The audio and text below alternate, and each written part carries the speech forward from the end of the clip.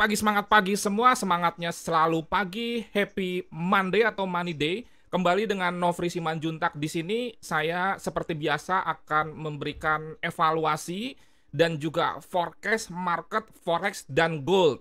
Mulai sekarang, saya akan memisahkan analisa fundamental menjadi video tersendiri. Tentunya kalau kita bicara analisa fundamental berkaitan dengan forex dan gold, itu pasti berhubungan dengan Amerika.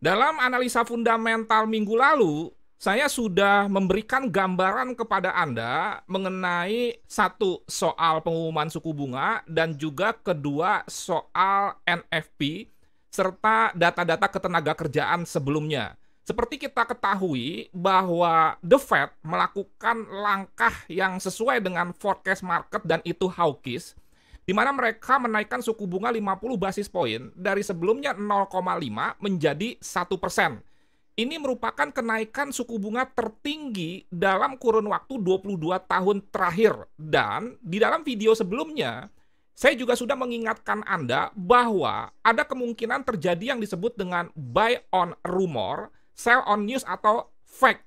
Ini sering sekali dilakukan oleh para institusi besar, di mana mereka melakukan aksi pembelian USD sebelum pengumuman atau news, dan akhirnya pada saat news itu disampaikan ke publik, mereka melakukan aksi profit taking. Bukan mereka menjual semuanya, tetapi sebagian saja, sehingga efeknya USD sempat terkoreksi. Dan sekali lagi, saya sudah mengingatkan itu karena saya sering sekali menemukan kebiasaan tersebut dilakukan oleh institusi besar dengan asumsi mereka sudah melakukan aksi untuk menaikkan atau menurunkan sebelum news itu terjadi.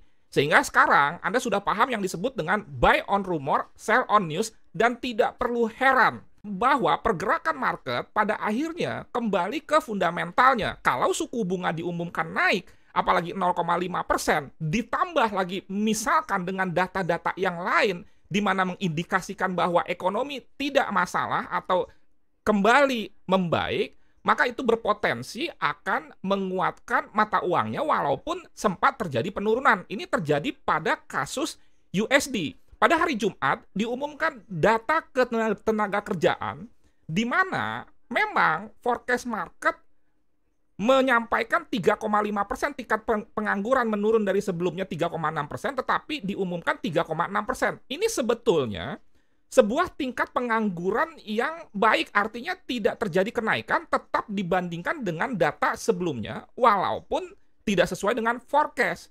Dan tingkat pengangguran ini membuktikan sebetulnya bahwa ketenaga kerjaan Amerika berkaitan dengan inflasi yang meninggi yang juga merupakan rekor dalam 40 tahun di mana besarnya 8,5%, itu tidak berdampak kepada sektor tenaga kerja.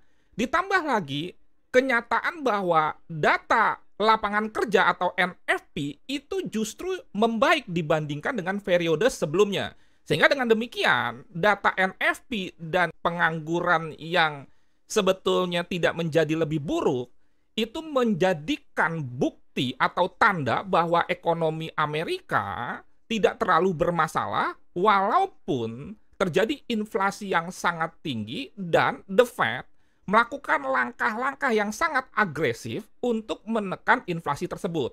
Dan kemudian efek dari tingkat suku bunga yang naik 0,5% yang sempat membuat USD terkoreksi, itu juga membuat yield obligasi Amerika tenor 10 tahun itu menguat. Oke, sekarang kita lihat pada chart ya. Nah, kalau Anda perhatikan bahwa dolar indeks itu kembali menguat setelah pengumuman suku bunga Amerika yang naik 0,5% walaupun sempat mengalami koreksi yang disebut buy on rumor, sell on news.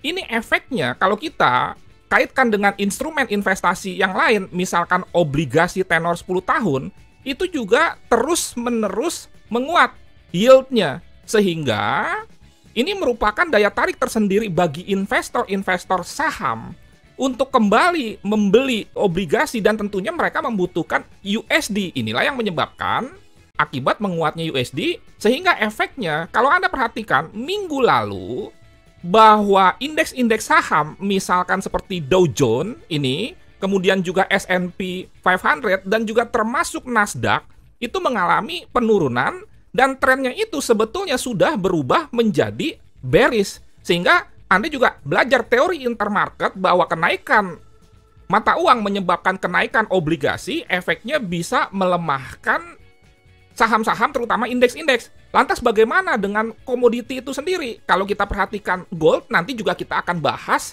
secara khusus mengenai Euro USD Gold, itu juga mengalami pelemahan, walaupun kalau saya melihat pelemahan gold ini masih tetap dalam skala koreksi, bukan pembalikan tren, mengingat nanti kita kaitkan dengan analisa sentimental data COT, institusi besar itu masih banyak memegang posisi long, sehingga kemungkinan gold untuk naik secara teknikal, kemudian juga sentimental, termasuk fundamental karena faktor inflasi, itu masih sangat besar.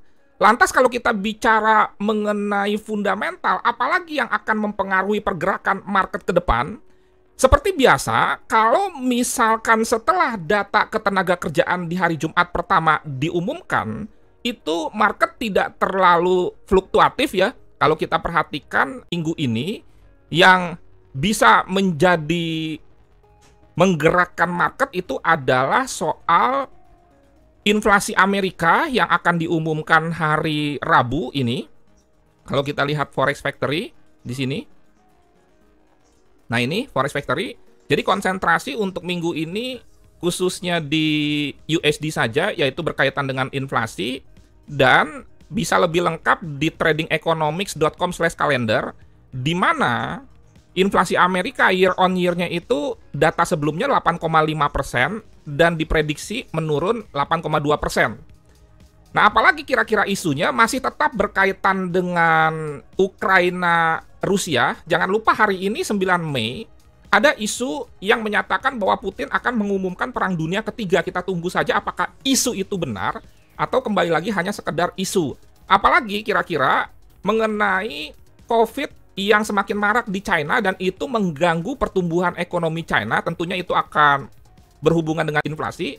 Dan yang lainnya, kalau saya boleh ulang, adalah soal suku bunga yang menaik sehingga bisa menyebabkan arus uang masuk ke Amerika kembali tinggi, mengingat suku bunga yang tinggi akan membuat para investor tertarik untuk kembali lagi memegang USD, apalagi ditambah dengan data ketenagakerjaan Amerika yang membaik, walaupun inflasinya tertinggi dalam 40 tahun terakhir.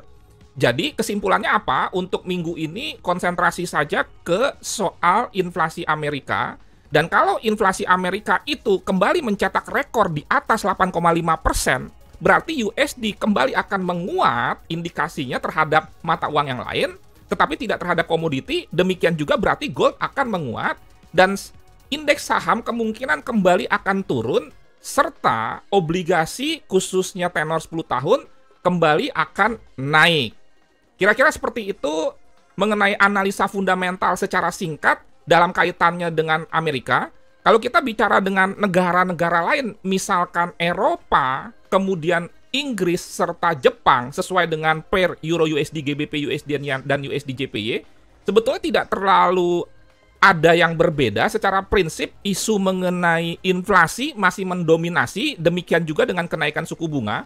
Dan efek kenaikan suku bunga pada non-USD itu berbeda dengan USD. Misalkan pada kasus pound sterling yang di mana BOE menaikkan suku bunga tetapi GBP USD-nya justru melemah, itu karena memang secara prinsip ekonomi Inggris masih di bawah ekonomi Amerika dalam hal optimismenya. Dan tentunya jangan lupa soal Ukraina, Rusia yang sangat mempengaruhi negara manapun di kawasan Eropa. Makanya untuk mata uang Euro USD, GBP USD ini bukan hanya masalah dalam negeri, tetapi juga masalah geopolitik itu akan mempengaruhi, sehingga secara fundamental pun masih akan melemah, walaupun mereka melakukan langkah-langkah mengatasi inflasi tersebut dengan menaikkan suku bunga. Sekali lagi, efek dari kenaikan suku bunga antara The Fed dengan Bank of England atau juga dengan ECB itu berbeda terhadap mata uangnya,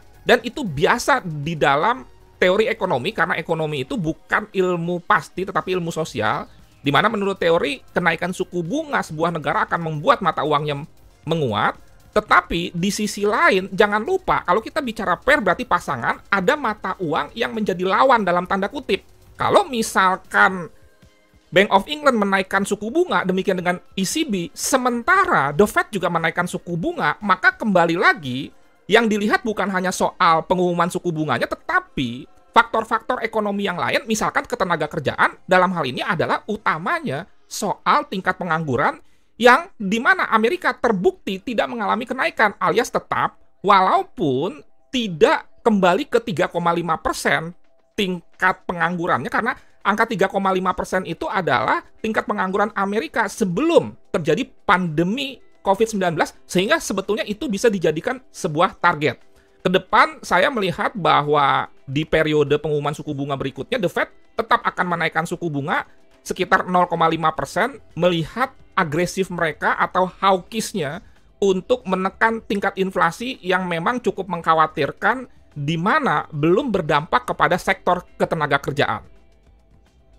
Sekian, semoga bermanfaat. Jangan lupa simak video berikutnya. Saya akan bicara mengenai analisa teknikal dan juga sentimental berkaitan dengan Euro USD, Gold, GBP USD, dan juga USD JPY. Jangan lupa untuk subscribe dan juga share, komen, dan juga like. BPJS bayar pakai jempol saja. Nofri Simanjuntak, terima kasih.